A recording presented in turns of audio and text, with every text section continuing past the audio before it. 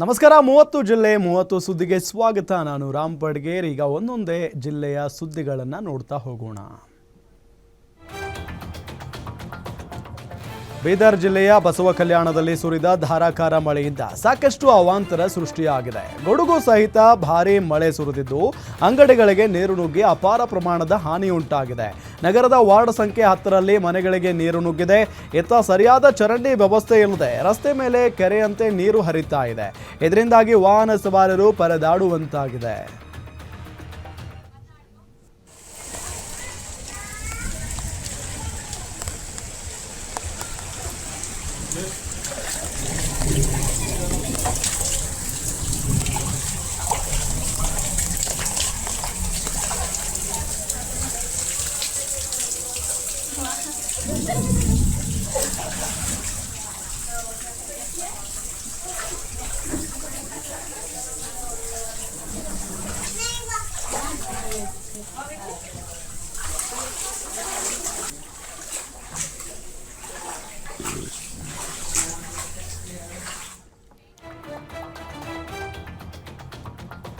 ಬೆಂಗಳೂರಲ್ಲಿ ಕೆಲ ದಿನಗಳಿಂದ ಭೀಕರ ಮಳೆ ಸುರಿತಾ ಇದೆ. ಭಾರೀ ಮಳೆಯಿಂದಾಗಿ ಜಾಲಹಳ್ಳಿ ಕ್ರಾಸ್ನಲ್ಲಿ ಬೃಹದಾಕಾರದ ಮರವೊಂದು ರಸ್ತೆಗೆ ಅಡ್ಡಲಾಗಿ ಬಿದ್ದಿದೆ.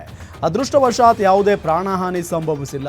ಮರ ಬಿದ್ದ ಪರಿಣಾಮ ವಾಹನಗಳ ಸಂಚಾರಕ್ಕೆ ಅಡ್ಡಿ ಉಂಟಾಗಿತ್ತು. ಟ್ರಾಫಿಕ್ ಸಮಸ್ಯೆಯಾಗಿ ಸವಾರರು ಪರದಾಡುವಂತಾಯಿತು. ಹೈರಾಣಾಗಿದ್ದ ವಾಹನ ಸವಾರರು ಬಿಬಿಎಂಪಿ ವಿರುದ್ಧ ಆಕ್ರೋಶ ಹೊರಹಾಕಿದ್ರು.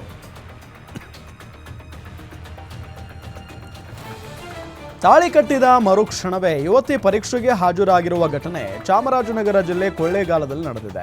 ವಾಸವಿ ಕಾಲೇಜಿನಲ್ಲಿ ಅಂತಿಮ ವರ್ಷದ ಬಿಕಾಂ ಓದುತ್ತಿದ್ದ ವಿದ್ಯಾರ್ಥಿನಿ ಆರ್ ಸಂಗೀತ ಪರೀಕ್ಷೆಗೆ ಹಾಜರಾಗಿದ್ದಾರೆ. ನವವಧು ಸಂಗೀತ ನಂಜನಗೂಡು ತಾಲೂಕಿನ ಸಿಂಧುವಳ್ಳಿ ಗ್ರಾಮದ ಯೋಗೇಶ್ ಜೊತೆ ಕೊಳ್ಳೇಗಾಲದ ರಾಜರಾಜೇಶ್ವರಿ ಕಲ್ಯಾಣ ಮಂಟಪದಲ್ಲಿ ಮದುವೆಯಾಗಿದ್ದು, ತಾಳಿ ಕಟ್ಟಿದ ಮರುಕ್ಷಣವೇ ಪರೀಕ್ಷೆಗೆ ತೆರಳಿ ಸಮಾಜಕ್ಕೆ ಶಿಕ್ಷಣದ ಮಹತ್ವವನ್ನ ಸಾರಿದ್ದಾರೆ.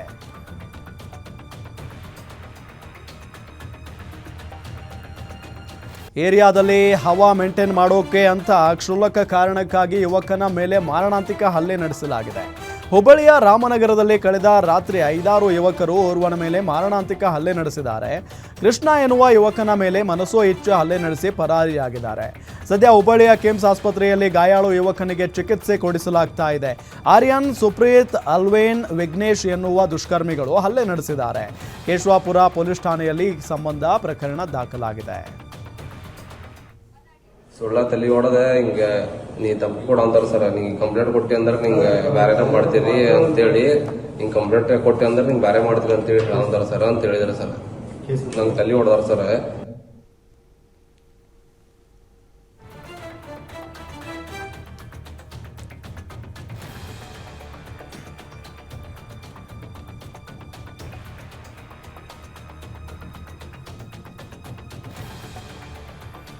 ಬೆಳಗಾವಿ ಜಿಲ್ಲೆಯ ನಿಪ್ಪಾಣಿ ತಾಲೂಕಿನ ಕೊಗನೋಳಿ ಗ್ರಾಮದಲ್ಲಿ 5 ಮೊಸಳೆ ಮರಿಗಳು ಪತ್ತೆಯಾಗಿದ್ದಾವೆ. ಗ್ರಾಮದ ರೈತರು ಜಮೀನಿನಲ್ಲಿ ಕೆಲಸಕ್ಕೆ ಹೋದಾಗ ಬಾವಿಯಲ್ಲಿ ಮೊಸಳೆ ಮರಿಗಳು ಕಂಡು ಬಂದಿವೆ.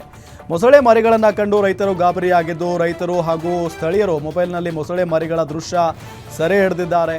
ನಂತರ ಅರಣ್ಯ ಇಲಾಖೆಯ ಅಧಿಕಾರಿಗಳಿಗೆ ಮಾಹಿತಿ ತಿಳಿಸಿದ್ದಾರೆ. ते अड्डा बघ ती भेटायच काय खाली त्या बेटातनं बरोबर वर चढतंय, निडव्याच्या रानातनं येते आणि बरोबर चिरतोय इथे येते. तिथनं पण काय केलं इथनं उसातनं माझ्या जाते. हा बघ तिथनं खाली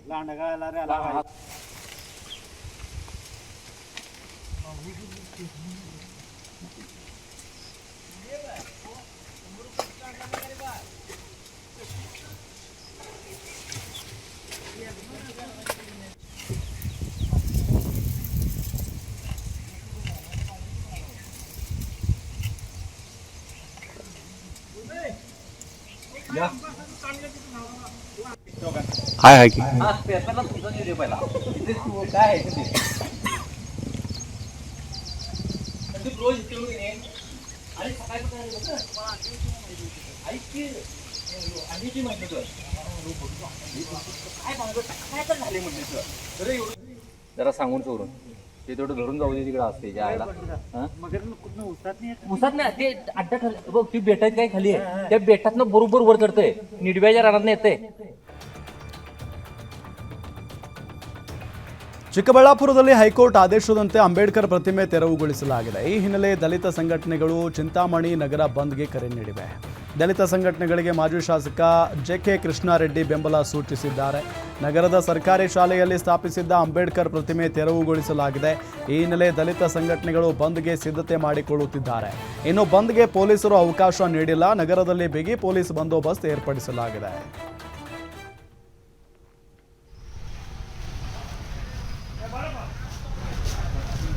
ನೀನು ಅಡ್ಡ ಉಟ್ಬೋದಾ?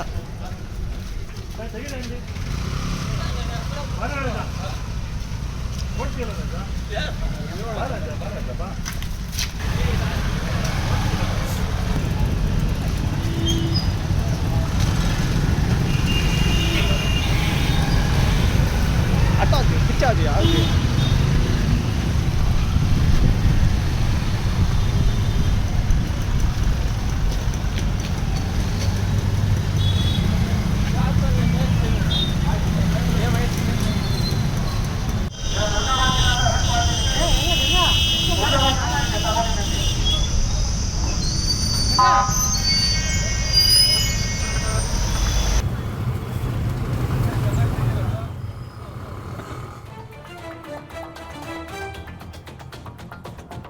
ಅಮೃತ ಭಾರತ್ ಯೋಜನೆ ಅಡಿ ನೂತನವಾಗಿ ನವೀಕರಣಗೊಂಡಿರುವಂಥ ಬಾಗಲಕೋಟೆ ರೈಲ್ವೆ ನಿಲ್ದಾಣ ಲೋಕಾರ್ಪಣೆಯಾಗಿದೆ. ಅಂದಾಜು 16.6 ಕೋಟಿ ರೂಪಾಯಿ ವೆಚ್ಚದಲ್ಲಿ ನಿಲ್ದಾಣ ನವೀಕರಣಗೊಂಡಿದೆ. ಕೇಂದ್ರ ಸಚಿವ ವಿ ಸೋಮಣ್ಣ ಅಧ್ಯಕ್ಷತೆಯಲ್ಲಿ ವರ್ಚುವಲ್ ಮುಖೇನ ಪ್ರಧಾನಿ ನರೇಂದ್ರ ಮೋದಿ ಲೋಕಾರ್ಪಣೆ ಮಾಡಿದ್ದಾರೆ. ಬಾಗಲಕೋಟೆ ಪ್ರಯಾಣಿಕರ ಸುಗಮ ಸಂಚಾರಕ್ಕಾಗಿ 12 ಮೀಟರ್ ಅಗಲದ ಪಾದಾಚಾರಿ ಮೇಲ್ಸೇತುವೆ ರೆಡಿಯಾಗಿದೆ. ಅಲ್ಲದೆ ಟಿಕೆಟ್ ಕಾಯ್ದಿರಿಸುವಿಕೆ ಹಾಗೂ ಸಾಮಾನ್ಯ ಟಿಕೆಟ್ ಕೊಳ್ಳುವಿಕೆಗಾಗಿ 5 ಕೌಂಟರ್ಗಳನ್ನು ಸ್ಥಾಪನೆ ಮಾಡಲಾಗಿದೆ. ಮಹಿಳೆಯರು ಮತ್ತು ಪುರುಷರಿಗೆ ಪ್ರತ್ಯೇಕ ಹಾಗೂ ವಿಶೇಷ ಚೇತನರಿಗೆ ಪ್ರತ್ಯೇಕ ಸುಸಜ್ಜಿತ ಶೌಚಾಲಯಗಳ ವ್ಯವಸ್ಥೆ ಮಾಡಲಾಗಿದೆ. ವಿಶಾಲವಾದ ಕಾಯುವ ಕೊಠಡಿಗಳು, ಶುದ್ಧ ಕುಡಿಯುವ ನೀರಿನ ವ್ಯವಸ್ಥೆ ಕಲ್ಪಿಸಲಾಗಿದೆ.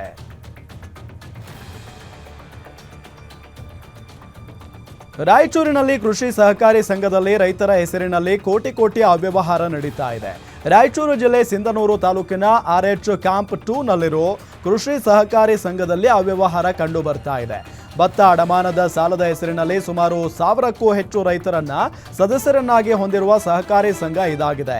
ವರ್ಷಕ್ಕೆ ಸುಮಾರು 35 ಕೋಟಿ ರೂಪಾಯಿ ವಹಿವಾಟು ಮಾಡುವ ಸಹಕಾರಿ ಬ್ಯಾಂಕ್ನಲ್ಲಿ ಅವ್ಯವಹಾರ ಕಂಡು ಬಂದಿದೆ.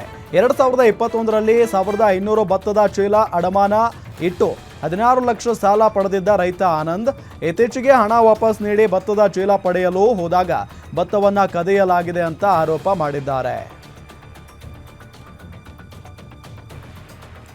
ರಸ್ತೆ ದಾಟುತ್ತಿದ್ದ ಪಾದಾಚಾರಿಗೆ ಲಾರಿ ಡಿಕ್ಕಿ ಹೊಡೆದು ವ್ಯಕ್ತಿ ಸ್ಥಳದಲ್ಲೇ ಸಾವನ್ನಪ್ಪಿದ್ದಾರೆ. ಈ ಘಟನೆ ನೆಲಮಂಗಲದ ಹೊಸ ನಿಜ್ಜಗಲ್ ಬಳಿ ನಡೆದಿದೆ. 55 ವರ್ಷದ ಚಂದ್ರಪ್ಪ ಮೃತ ಪಾದಾಚಾರಿ. ಚಾಲಕನನ್ನ ಪೊಲೀಸರು ಲಾರಿ ಸಮೇತ ವಶಕ್ಕೆ ಪಡೆದಿದ್ದಾರೆ.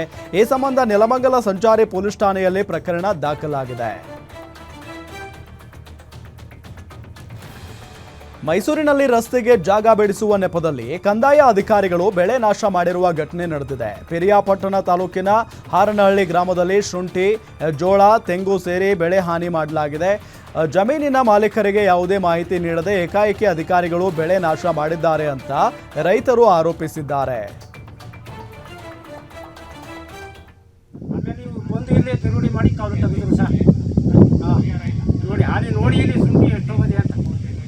ಸುಮಾರು 8 ಎಕರೆ ದಲಿತರಿಗೆ ಸಂಬಂಧಪಟ್ಟ ಕೃಷಿ ಜಮೀನು ಇರ್ತದೆ.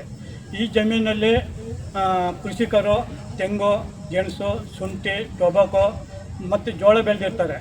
ಇದನ್ನು JCBಯಿಂದ ಏಕಾಏಕಿ ಇದು ನಾಶ ಮಾಡಿ ನಷ್ಟಪಡಿಸಿರ್ತಾರೆ. ಇದಕ್ಕೆ ನಮಗೆ ನಷ್ಟ ಪರಿಹಾರ ಕೊಡಿಸ್ಬೇಕು ಮತ್ತು ಅವ್ರ ಕಾನೂನು ಕ್ರಮ ಕೈಗೊಳ್ಳಬೇಕು. ಅಕಸ್ಮಾತ್ ಏನಾದರೂ ಅದೇ ಕಾನೂನು ರೀತಿ ಈಗ ರೋಡ್ ಮಾಡಬೇಕು ಅಂತ ಹೇಳಿದ್ರೆ ಬೆಳೆ ತೆಗೆದ್ಮೇಲೆ ಅದೇನಿದೆ ಬೆಳೆ ಮಾಡ್ಕೊಳ್ಳೋಕ್ಕೆ ನಮ್ದು ಯಾವುದೇ ಅಭ್ಯಂತರ ಇರೋದಿಲ್ಲ. ನನ್ನ ಹೆಸರು ಗೋವಿಂದ ಹಿಚ್ಚಮ್ಮ, ಹಾರನಹಳ್ಳಿ ಗ್ರಾಮ. ಹಾರನಹಳ್ಳಿ ಚಿಕ್ಕನಹಳ್ಳಿ ಗಡಿ ಭಾಗದಲ್ಲಿ ಸರ್ವೆ ನಂಬರ್ 54/1, 54/2, 54/3ರಲ್ಲಿ ಕೃಷಿ ಜಮೀನಿದ್ದು ಸುಮಾರು 8 ಎಕರೆ ಕೃಷಿ ಜಮೀನಿದ್ದು ದಲಿತರಿಗೆ ಸಂಬಂಧಪಟ್ಟ ಜಮೀನಾಗಿರುತ್ತದೆ. ಈ ಜಮೀನನ್ನು ಕೃಷಿ ರೆವಿನ್ಯೂ ಇಲಾಖೆ ಅಧಿಕಾರಿಗಳು, ವಿಲೇಜ್ ಅಕೌಂಟು ಮತ್ತು ರೆವಿನ್ಯೂ ಇನ್ಸ್ಪೆಕ್ಟರ್ ಇವರು ಏಕಾಏಕಿ ಬಂದು JCBಯಿಂದ ನೆಲಸಮ ಮಾಡಿ ನಾಶಪಡಿಸಿರ್ತಾರೆ, ಬೆಳೆಯನ್ನು ನಾಶಪಡಿಸ್ತಾರೆ. ಇದಕ್ಕೆ ನಮಗೆ ಸೂಕ್ತ ಪರಿಹಾರ ಧಾರವಾಡ ಜಿಲ್ಲೆಯಲ್ಲಿ ನಿರಂತರ ಮಳೆ ಹಿನ್ನೆಲೆ ಜಿಲ್ಲಾಡಳಿತ ಅಲರ್ಟ್ ಆಗಿದೆ. ಅದರಲ್ಲೂ ಪ್ರತಿ ಬಾರಿ ಬೆಣ್ಣೆಹಳ್ಳ ಹಾಗೂ ತುಪ್ಪರಿ ಹಳ್ಳಗಳಿಂದ ಹಾನಿಯಾಗ್ತಾ ಇದ್ದು ಈ ಬಾರಿಯೂ ಮತ್ತೆ ಅದೇ ಸಮಸ್ಯೆ ಎದುರಾಗೋ ಸಾಧ್ಯತೆ ಇದೆ. ಆದ್ದರಿಂದ ಜಿಲ್ಲಾಡಳಿತ ಈಗಾಗಲೇ ಮುನ್ನೆಚ್ಚರಿಕಾ ಕ್ರಮ ತೆಗೆದುಕೊಂಡಿದ್ದು ವಿಪತ್ತು ನಿರ್ವಹಣಾ ಇಲಾಖೆಯ ಜೊತೆ ಚರ್ಚೆ ನಡೆಸಲಾಗಿದೆ. ಈಗಾಗಲೇ 56 ಗ್ರಾಮಗಳನ್ನು ಜಿಲ್ಲಾಡಳಿತ ಗುರುತು ಮಾಡಿದ್ದು ಎಲ್ಲೆಡೆ ಎಚ್ಚರಿಕೆಯಿಂದ ಇರುವಂತೆ ಸೂಚನೆ ನೀಡಲಾಗಿದೆ. ಅಲ್ಲದೆ ತಾಲೂಕು ಕೇಂದ್ರದ ಅಧಿಕಾರಿಗಳಿಗೆ ರಜೆ ರದ್ದು ಮಾಡಿ ಎನಿ ಟೈಮ್ ರೆಡಿ ಇರುವಂತೆ ಸೂಚನೆ ನೀಡಲಾಗಿದೆ. ಹಿಡಿದು ಜಿಲ್ಲಾ ಮಟ್ಟದವರೆಗೆ ಎಲ್ಲ ಅಧಿಕಾರಿಗಳು ಕೇಂದ್ರ ಸ್ಥಾನದಲ್ಲಿ ಲಭ್ಯ ಇದ್ದು ಕೆಲಸ ನಿರ್ವಹಿಸಬೇಕಾಗ್ತದೆ. ಯಾಕಂದರೆ ಇದು ತುರ್ತು ಸಂದರ್ಭಗಳು ಆಗ್ತದೆ. ಜಾಸ್ತಿ ಮಳೆ ಆಗ್ತಾ ಇರೋದ್ರಿಂದ ಸಾರ್ವಜನಿಕರಿಗೆ ಯಾವುದೇ ರೀತಿಯಲ್ಲಿ ತೊಂದರೆಗಳು ಆಗಬಾರ್ದು. ಅದು ಅವರ ಸಂಪರ್ಕ ವ್ಯವಸ್ಥೆ ಆಗಲಿ, ಮತ್ತು ಅವರು ಹೊಲದಲ್ಲಿ ಏನಾದರೂ ಸಮಸ್ಯೆಗಳಾಗಲಿ, ಮತ್ತು ಬೇರೆ ಬೇರೆ ಸಾರ್ವಜನಿಕ ಸ್ಥಳಗಳಲ್ಲಿ ಏನಾದರೂ ನೀರು ಜಾಸ್ತಿಯಾಗಿ ಎಲ್ಲಾದರೂ ಪ್ರಾಬ್ಲಮ್ಗಳಾಗುವಂಥದ್ದು ಇದೆಲ್ಲ ಆಗುವ ಒಂದು ಸಂಭವ ಇರುವುದರಿಂದ ಎಲ್ಲರಿಗೂ ಸಾರ್ವಜನಿಕರಿಗೆ ಯಾವುದೇ ರೀತಿಯಲ್ಲಿ ತೊಂದರೆ ಉಂಟಾಗದೆ ಮುಂಜಾಗ್ರತಾ ಕ್ರಮ ವಹಿಸೋಕ್ಕೆ ಎಲ್ಲ ಅಧಿಕಾರಿಗಳನ್ನು ಸಹ ಅವರವ್ರ ಕೇಂದ್ರ ಸ್ಥಾನದಲ್ಲಿ ಇರುವುದಕ್ಕೆ ಆದೇಶ ಹೊರಡಿಸಲಾಗಿದೆ. ಒಂದೊಮ್ಮೆ ಅವರು ತುರ್ತಾಗಿ ಏನಾದರೂ ಹೊರಡಬೇಕು, ತೆರಳಬೇಕು, ಏನಾದರೂ ಅನಿವಾರ್ಯ ಸಂದರ್ಭ ಬಂದಾಗಿ ನಮ್ಮ ಗಮನಕ್ಕೆ ತರಬೇಕು ಅಂತ ಆದೇಶವನ್ನು ಮಾಡಿದ್ದಾರೆ.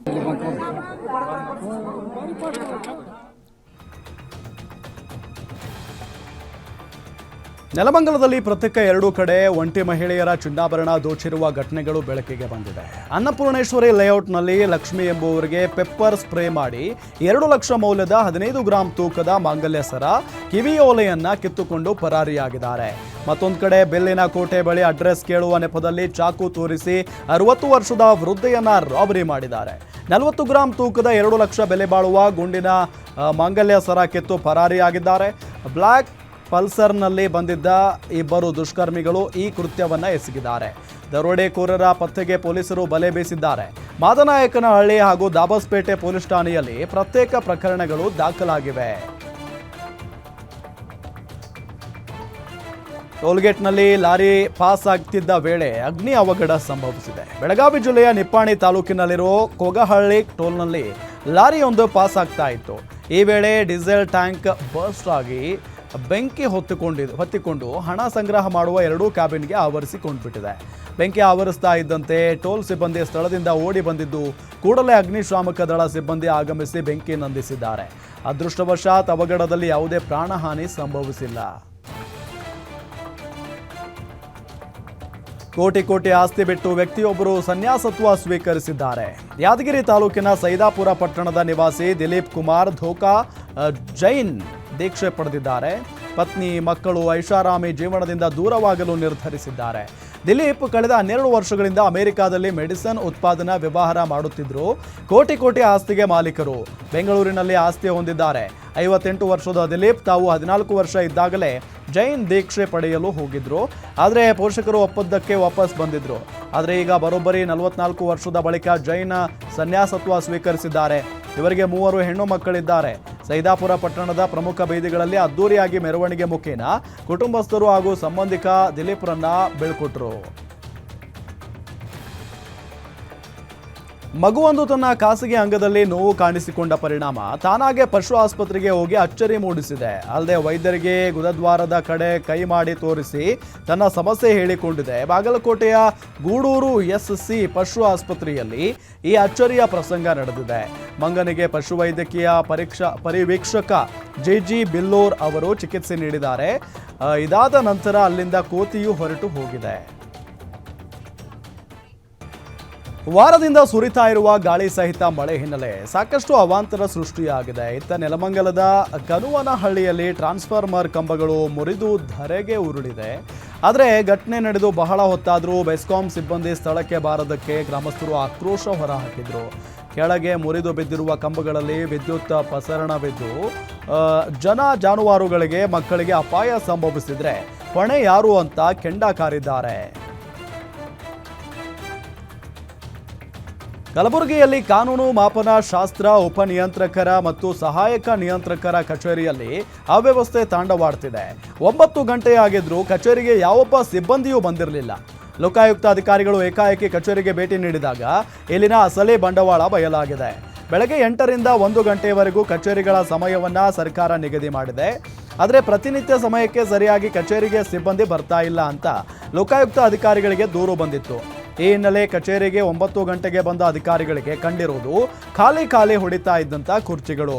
ಇದನ್ನು ಗಮನಿಸಿದ ಲೋಕಾಯುಕ್ತ ಡಿವೈಎಸ್ಪಿ ಅಧಿಕಾರಿ ಗೀತಾ ಬೆನಾಳ ಸಿಬ್ಬಂದಿಯನ್ನ ತರಾಟೆಗೆ ತೆಗೆದುಕೊಂಡರು. ಅಲ್ಲದೆ ಅನೇಕ ದಾಖಲೆಗಳ ಪರಿಶೀಲನೆ ನಡೆಸಿದ್ರು.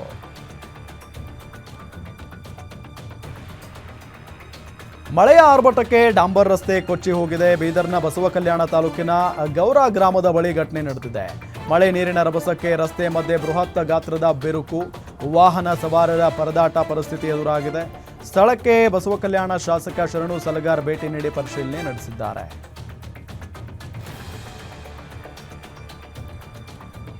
ಬೆಳಗಾವಿಯಲ್ಲಿ ಅತಿಕ್ರಮಣ ರಸ್ತೆ ತೆರವು ಕಾರ್ಯಾಚರಣೆ ನಡೆಸಿದ್ದಾರೆ. ಬೆಳಗಾವಿ ಮಹಾನಗರ ಪಾಲಿಕೆ ಆಯುಕ್ತೆ ಶುಭಾ ಬಿ ಮತ್ತು ಸಂಚಾರಿ ಪೊಲೀಸರ ನೇತೃತ್ವದಲ್ಲಿ ಕಾರ್ಯಾಚರಣೆ ನಡೆದಿದೆ. ಬೀದಿ ಬದಿ ವ್ಯಾಪಾರಗಳು ರಸ್ತೆಗಳನ್ನೇ ಅತಿಕ್ರಮಣ ಮಾಡಿಕೊಂಡಿದ್ದಾರೆ. ವ್ಯಾಪಾರಿಗಳು ಇದರಿಂದ ವಾಹನ ಸಂಚಾರ ಅಡಚಣೆ, ಸುಗಮ ಸಂಚಾರಕ್ಕೆ ತೊಂದರೆ ಹಿನ್ನೆಲೆ ಬೆಳಗಾವಿ ನಗರದ ಗಣಪತ್ನಲ್ಲಿ ರವಿವಾರ ಪೇಟ್, ಶನಿವಾರ ಪೇಟೆ, ಪಾಂಗೋಳಗಲ್ಲಿ ಸೇರಿ ಹಲವೆಡೆ ಕಾರ್ಯಾಚರಣೆ ನಡೆಸಿದ್ದಾರೆ. ರಸ್ತೆ ಅತಿಕ್ರಮಣ ಮಾಡಿದರೆ ಪಾಲಿಕೆ ಅಧಿಕಾರಿಗಳು ಸೂಕ್ತ ಕಾನೂನು ಕ್ರಮದ ಎಚ್ಚರಿಕೆ ನೀಡಿದ್ದಾರೆ.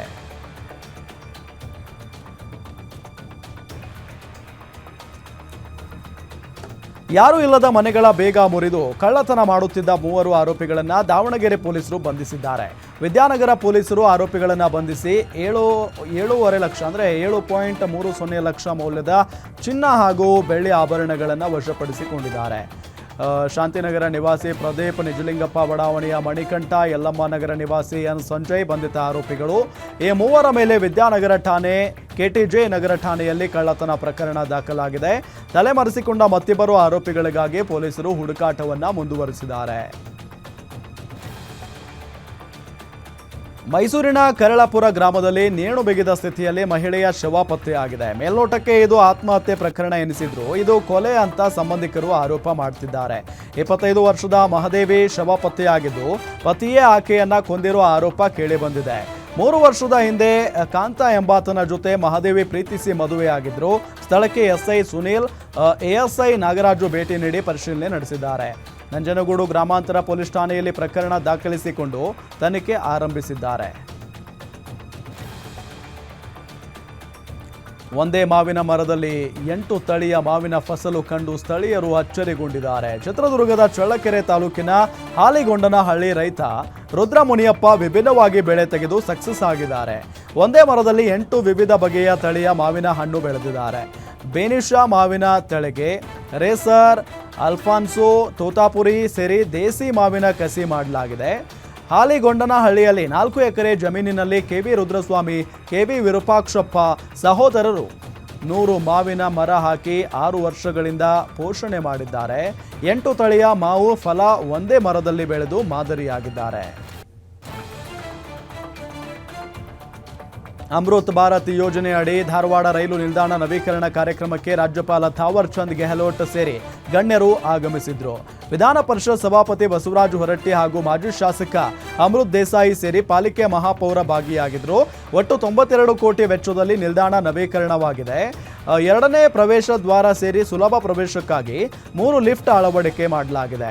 ಹೊಸ ಮೇಲ್ಛಾವಣಿ ಮತ್ತು ನೆಲ ಹಾಸಿನ ಪ್ಲಾಟ್ಫಾರ್ಮ್ ಉನ್ನತೀಕರಣ ಹಾಗೂ ಪ್ರಯಾಣಿಕರ ಅನುಕೂಲಕ್ಕಾಗಿ ಕೆಫೆಟೇರಿಯಾ ವ್ಯವಸ್ಥೆ ಸೇರಿ ಹಲವು ನೂತನ ವ್ಯವಸ್ಥೆಗಳನ್ನು ಒಳಗೊಂಡಿದೆ. ನಕಲಿ ಚಿನ್ನವನ್ನ ಅಸಲಿ ಅಂತ ನಂಬಿಸಿ ವ್ಯಕ್ತಿಗೆ ಕಿಡಿಗೇಡಿಯೊಬ್ಬ ಮಖಮಾಲ್ ಟೋಪಿ ಹಾಕಿದ್ದಾನೆ. 12 ಲಕ್ಷ ಬೆಲೆ ಬಾಳುವಂತ ಚಿನ್ನಾಭರಣ 6 ಲಕ್ಷಕ್ಕೆ ಕೊಡ್ತೀನಿ ಅಂತ ಯಾಮಾರಿಸಿದ್ದಾನೆ. ಬೆಂಗಳೂರಿನ 8ನೇ ಮೈಲಿ ಬಳಿ ಘಟನೆ ನಡೆದಿದೆ. ನಿರಂಜನ್ ಹಾಗೂ ಗಣೇಶ್ ಎಂಬ ಹೆಸರಿನಿಂದ ಪರಿಚಯ ಮಾಡಿಕೊಂಡ ದುರುಳರು ಲಾಯರ್ ಒಬ್ಬರಿಗೆ ಮೋಸ ಮಾಡಿದ್ದಾರೆ. ಪಾವಗಡ ಮೂಲದ ರಾಮಾಂಜಲು ಹಣ ಕಳ್ಕೊಂಡ ವಕೀಲರಾಗಿದ್ದಾರೆ. ವಂಚಕರ ಮಾತು ನಂಬಿ ನಕಲಿ ಚಿನ್ನಕ್ಕೆ 6 ಲಕ್ಷ ಹಣ ಕೊಟ್ಟು ಮೋಸ ಹೋಗಿದ್ದಾರೆ. ಪಾವಗಡ ಜ್ಯುವೆಲರಿ ಶಾಪ್ನಲ್ಲಿ ಪರಿಶೀಲನೆ ವೇಳೆ ನಕಲಿ ಚಿನ್ನ ಎಂಬುದು ಬೆಳಕಿಗೆ ಬಂದಿದೆ. ಘಟನೆ ಸಂಬಂಧಪಟ್ಟಂತೆ ಪೀಣ್ಯ ಪೊಲೀಸ್ ಠಾಣೆಯಲ್ಲಿ ಪ್ರಕರಣ ದಾಖಲಾಗಿದೆ. ಚಾಲಕರ ನಿಯಂತ್ರಣ ತಪ್ಪಿ 2 ಕಾರುಗಳ ನಡುವೆ ಮುಖಾಮುಖಿ ಡಿಕ್ಕಿ ಸಂಭವಿಸಿದೆ. ಪರಿಣಾಮ ಕಾರಿನಲ್ಲಿದ್ದ ಇಬ್ಬರಿಗೆ ಗಂಭೀರ ಗಾಯ ಆಗಿದ್ದು ಆಸ್ಪತ್ರೆಗೆ ದಾಖಲಿಸಿ ಚಿಕಿತ್ಸೆ ಕೊಡಿಸಲಾಗ್ತಾ ಇದೆ. ಚಿತ್ರದುರ್ಗದ ಆದಿವಾಲ ಗ್ರಾಮದ ರಾಷ್ಟ್ರೀಯ ಹೆದ್ದಾರಿ 48ರಲ್ಲಿ ಅಪಘಾತ ಸಂಭವಿಸಿದೆ. ಹಿರಿಯೂರು ಗ್ರಾಮಾಂತರ ಠಾಣೆಯಲ್ಲಿ ಪ್ರಕರಣ ದಾಖಲಾಗಿದೆ. ಸ್ಥಳಕ್ಕೆ ಗ್ರಾಮಾಂತರ ಠಾಣೆ ಪೊಲೀಸರು ಭೇಟಿ ನೀಡಿ ಪರಿಶೀಲನೆ ನಡೆಸಿ ಪ್ರಕರಣ ದಾಖಲಿಸಿಕೊಂಡಿದ್ದಾರೆ. ಓಮಿನಿ ಕಾರಿಗೆ ಸರ್ಕಾರಿ ಬಸ್ ಡಿಕ್ಕಿ ಹೊಡೆದ ಪರಿಣಾಮ ಯುವಕ ಸ್ಥಳದಲ್ಲೇ ಮೃತಪಟ್ಟಿದ್ದಾನೆ. ಓಮ್ನಿ ಕಾರಿನಲ್ಲಿದ್ದಂಥ ಫೋಟೋಗ್ರಾಫರ್ ಯುವಕ 21 ವರ್ಷದ ಚೇತನ್ ಮೃತ ದುರ್ದೈವಿ. ಕೋಲಾರದ ಗಾಂಧಿನಗರ ಬಳಿ ಬೆಳಗಿನ ಜಾವ ಈ ದುರ್ಘಟನೆ ನಡೆದಿದೆ. ಮೃತ ಯುವಕ ಮುಳಬಾಗಿಲು ತಾಲೂಕಿನ ಒಡ್ಡಹಳ್ಳಿ ಗ್ರಾಮದವನು. ಸ್ಥಳಕ್ಕೆ ಕೋಲಾರ ಸಂಚಾರಿ ಠಾಣಾ ಪೊಲೀಸರು ಭೇಟಿ ನೀಡಿ ಪರಿಶೀಲನೆ ನಡೆಸಿದ್ದಾರೆ. ಈ ಕಡೆ ಆ ಕಡೆ ಆಡಿಸ್ಕೊಂಡು ಫಾಸ್ಟ್ ಅದೊಂದು ಒಂದೇ ಸತ್ತು ನಿಲ್ಸಿದ ಗಾಡಿಗೆ ಬೆಳಗ್ಗೆ ಮತ್ತೆ ಸಿಗಲ್ಲ. ಇದು ಸಿಗಲ್ಲ, ಈ ಪೋಷಣ ಸಿಗಲ್ಲ. ಅರ್ಧ ಗಂಟೆ ಓದು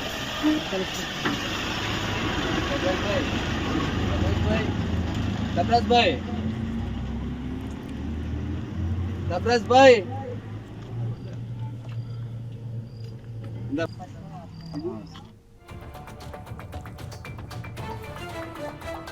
ಖತರ್ನಾಕ್ ಕಳ್ಳನೋರ್ವ ಬ್ಯಾಂಕ್ ಮುಂದೆ ನಿಲ್ಲಿಸಿದ್ದ ಬೈಕ್ ಕಳ್ಳತನ ಮಾಡಿದ ಘಟನೆ ಕಲಬುರಗಿ ನಗರದಲ್ಲಿ ನಡೆದಿದೆ. ಬೈಕ್ ಕಳ್ಳನ ಕೈಚಳಕ ದೃಶ್ಯ ಸಿಸಿಟಿವಿ ಕ್ಯಾಮೆರಾದಲ್ಲಿ ಸೆರೆಯಾಗಿದೆ. ನಗರದ ಶಹಾ ಆಸ್ಪತ್ರೆ ಹತ್ತಿರವಿರುವ ಯೂನಿಯನ್ ಬ್ಯಾಂಕ್ ಎದುರುಗಡೆ ನಿಲ್ಲಿಸಿದ್ದ ಬೈಕ್ ಎಗರಿಸಿಕೊಂಡು ಹೋಗಿದ್ದಾನೆ. ಈ ಸಂಬಂಧ ಚೌಕ್ ಪೊಲೀಸ್ ಠಾಣೆಯಲ್ಲಿ ಪ್ರಕರಣ ದಾಖಲಾಗಿದೆ. ಇನ್ನು ಯಾದಗಿರಿಯ ನಾರಾಯಣಪುರ ಎಡದಂಡೆ ಕಾಲುವೆಗೆ ಬಿದ್ದು ಯುವಕ ಮೃತಪಟ್ಟಿದ್ದಾನೆ. ಅಗ್ನಿ ಗ್ರಾಮದ ಬಳಿಯ ಕಾಲುವೆಯಲ್ಲಿ ಯುವಕನ ಶವ ಪತ್ತೆಯಾಗಿದೆ.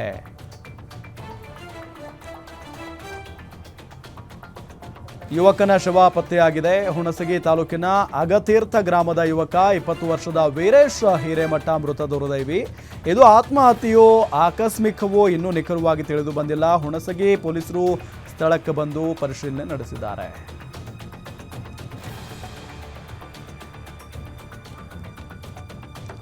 ಬೆಳಗಾವಿಯ ಮಹಿಳಾ ಮತ್ತು ಮಕ್ಕಳ ಅಭಿವೃದ್ಧಿ ಇಲಾಖೆ ಕಚೇರಿ ಮೇಲೆ ಲೋಕಾಯುಕ್ತ ಅಧಿಕಾರಿಗಳು ದಾಳಿ ನಡೆಸಿದ್ದಾರೆ. ಈ ವೇಳೆ ಕಚೇರಿ ಸೂಪರಿಂಟೆಂಡೆಂಟ್ ಅಬ್ದುಲ್ ವಲಿ, ಕಂಪ್ಯೂಟರ್ ಆಪರೇಟರ್ ಸೌಮ್ಯ ಬಡಗೇರ್ ರೆಡ್ ಹ್ಯಾಂಡ್ ಆಗಿ ಲಾಕ್ ಆಗಿದ್ದಾರೆ.